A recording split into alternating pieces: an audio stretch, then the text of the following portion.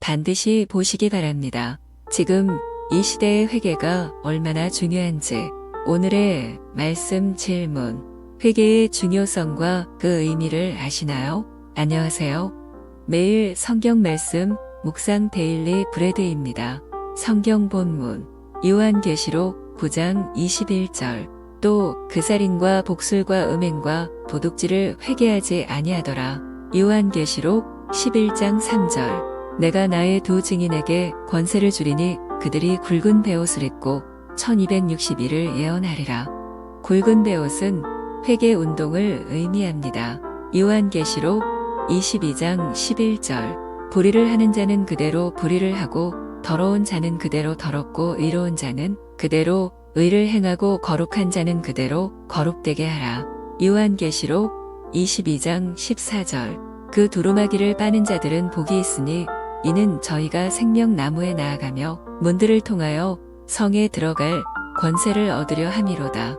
오늘 전할 제목의 말씀은 회개에 대하여입니다. 서론 회개는 하나님과 인간 사이의 장벽을 무너뜨리는 영의 작업이라 할 수 있습니다. 인간은 원죄와 자범죄가 있기 때문에 누구든지 회개치 않고서는 주의 나라에 들어갈 수 없습니다. 회개가 없이는 은혜를 받을 수도 없습니다. 하나님의 회개의 기회는 은혜의 역사로 전개되어 왔습니다. 그러나 현대 교회에서 회개에 대한 관념이 점차 사라지고 있습니다.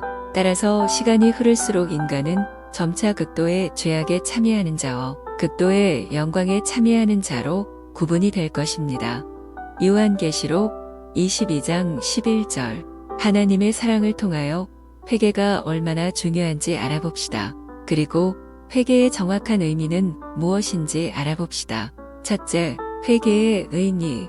회개는 인간의 모든 허물을 제하고 하나님과 교통하게 합니다. 회개는 하나님이 주신 축복으로서 은혜를 받을 수 있게 합니다. 지금까지 회개는 개인 구원과 거듭남을 의미하였습니다. 앞으로 민족적인 회개와 세계적인 회개와 같은 다각적인 회개의 운동이 일어나야 합니다. 따라서 장차의 회개는 개인의 구원만을 목적으로 이루어지는 것이 아닙니다. 이미 회개한 자가 남의 죄를 회개하게 하는 선지적 사명이 필요합니다. 이는 주의 십자가를 지는 사명입니다. 이제 민족적인 회개로 이 민족이 하나님께로 돌이킬 때가 되었습니다. 성도들은 예레미야 같은 눈물로 선지자적 회개 운동을 일으켜야 합니다. 둘째, 회개의 중요성. 지금까지는 은혜의 역사를 구하고자 회개가 필요하였습니다. 이제부터는 구원을 위하여 회개해야 하는 때가 되었습니다. 심판받을 자는 회개함으로 그 노를 면합니다. 갈급한 자는 회개함으로 새로워집니다. 타락한 자도 회개함으로 회복됩니다. 땅에 속한 자도 회개함으로 하늘에 속한 자가 됩니다. 이러한 모든 일들이 회개로 이루어집니다. 대표적으로 구약 성경의 삼손의 회개가 그러하였습니다. 그리고 신약 성경의 바울의 회개가 그러하였습니다. 삼손과 바울을 통하여 알 수 있듯이 회개의 중요성은 자신의 구원에만 한정되는 것이 아닙니다. 삼손의 회개는 이스라엘 민족을 살렸습니다. 바울의 회개는 이방을 살렸습니다.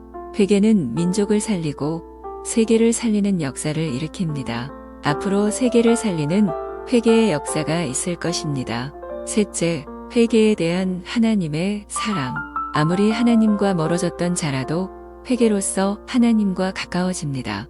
사도 바울은 하나님의 사도들과 그리스도의 제자들을 핍박하는 자였습니다. 그러나 그는 주의 복음을 전하는 자로 변화되었습니다. 그것이 회개에 대한 하나님의 사랑의 증거입니다. 회개는 그만큼 역사하는 힘이 많습니다. 그러나 은혜의 때가 지나가면 이러한 회개에 대한 하나님의 사랑도 맞춰질 때가 옵니다. 장차 믿는 자라도 짐승의 표를 받아 우상에게 경배하게 되는 때가 옵니다. 요한계시록 13장 15절 회개하고 돌이키려고 하여도 짐승의 표가 없이는 매매할 수 없으므로 어쩔 수 없는 때가 올 것입니다. 요한계시록 13장 17절 그때에는 마귀의 올무로 인하여 다시는 헤어나오지 못하는 불못에 이르게 될 것입니다. 그러나 이 일이 있기 전에 전 세계적으로 전하여지는 회개의 외침이 있을 것입니다. 이를 듣고 회개하는 자와 돌이키는 자는 백성의 구원이 있습니다. 회개에 대한 하나님의 사랑이 전 세계적으로 전하여질 것입니다. 나라와 백성과 방언과 임금에게 전하여질 것입니다. 요한계시록 10장 11절. 결론적으로 지금 흘리는 회개의 눈물은 하나님께 상달됩니다. 그러나 그리스도의 위엄 앞에 심판받는 그날에는 아무리 슬피 온들 소용이 없습니다. 그때 그는 이미 하나님으로부터 버림받았습니다. 하나님은 택한 자와 불택자를 우편과 좌편으로 갈라놓으실 것입니다. 심판책에 그렇게 기록되었으므로 어쩔 수 없게 됩니다.